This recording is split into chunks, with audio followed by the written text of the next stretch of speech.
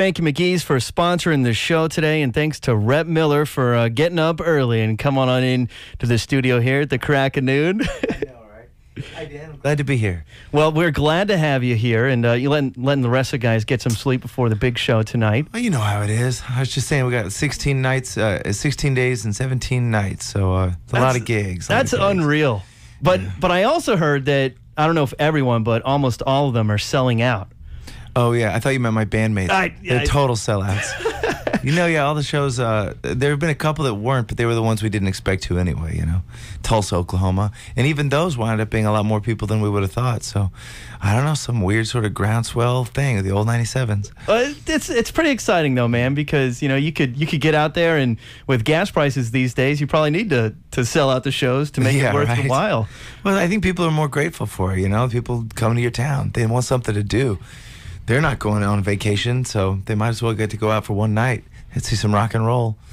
We got Rhett Miller of the old 97's in our studio. They just released a record earlier this year, Blame It On Gravity. We've been playing Dance With Me here on Lightning 100. And I want to talk to you about why you like this record so much, because obviously the shows are packed and everyone's digging on it. It's like your 7th record, I think.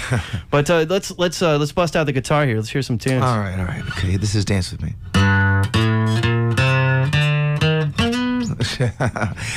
It's live radio, you know. I know. That's a good thing. Kid normally plays this guitar lick, and I was just trying to learn it. It goes. Boom, boom, no, no, no, no.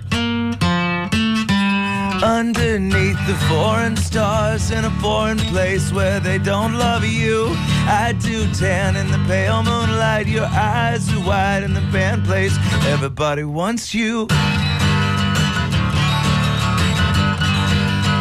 Well, he takes your hand tenderly and he whispers, sweet surrender, nothing's how he feels about girls like you with your flip-flop smiles and your big blue eyes on vacation. Dance with me into the ocean, roll with me into the sea. Don't tell me the world is in trouble. Do you want to dance with me?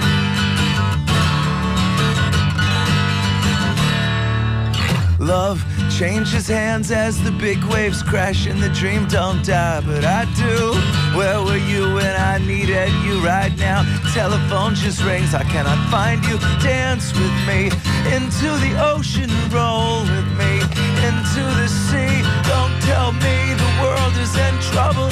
Do you want to dance with me? Oh, do you want to dance with me?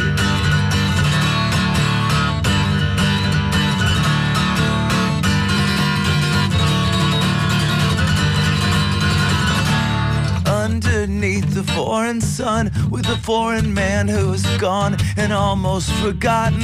Drink everything you see and remember us and wonder if you will be forgiven.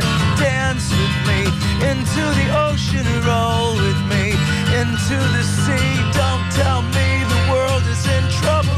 Don't tell me the world is in trouble. Dance with me into the ocean, roll with me into the sea. Don't tell me the world is in trouble.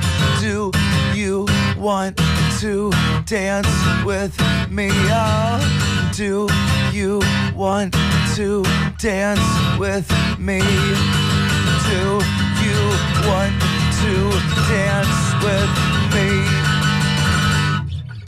All right, live on Lightning 100, Rhett Miller of the old 97's. That was an exclusive in-studio version of Dance With Me. It's on their latest effort on New West Records, Blame It On Gravity. Nice. Feeling the gravity there. 15 years of rocking with the old 97's and doing your solo thing as well on the side. Tell me about doing this album, because you guys went back to Dallas, which is kind of the roots of the old 97's. That's where we started. It was funny. We were in a studio with Salim Narala, who's this great up-and-coming producer out of Dallas that we've all worked with. He actually toured through here with me on the Believers tour after the Believer record. And he's just a great musician and a great producer, and his studio was about a block away away from the house Murray and I moved into when he convinced me to drop out of college, you know, and it was about 3 blocks away from the apartment building where we all met. We first met and started the old 97's, and it was just cool. I mean, I haven't lived there in 10 years. I haven't lived in Dallas. I've lived in LA, and I live up in New York now, and Murray lives out in LA, and 2 of the guys are still in Dallas, but it was very sweet to get the homecoming and see all our family members and kind of all the old crazy old fans, and it's nice. When you went back to Dallas, had it changed at all? Was it like, wow, that's different? Or is it? Oh, yes and no, you know. It's a lot of new places and new restaurants and new kids and, you know, and a lot of the same exact houses, the same exact people that we'd seen before, and they don't really change. They change a little bit, but not too much, you know. You say Salim is up and coming, but he's someone you guys have known the whole time, right? Yeah, he's been in bands in Dallas, and he's been producing stuff in Dallas, but he's kind of getting more and more well-known as a producer, and his studio has expanded. It's like a world-class studio, which is cool now that people can do that. You know, you don't have to go to just some famous old church that's, you know, costs $5,000 a day, and, you know, you can work in somebody's converted garage, and it sounds pretty great. How did he contribute to this record? Because I know that he definitely had a hand in it. And in fact, it's certainly with how it was mixed, which was kind of neat. He was talking about doing the Rubber Soul mix. Yeah. Well, I mean, people y'all know here in Music City, USA, the producer is a weird gig because it can be anything. Like, I've worked with producers that were just musicians that sort of just wanted to hang out with you while you made a record, and other producers that couldn't play a note that, you know, had the biggest opinion, and you had to fight with them all day long.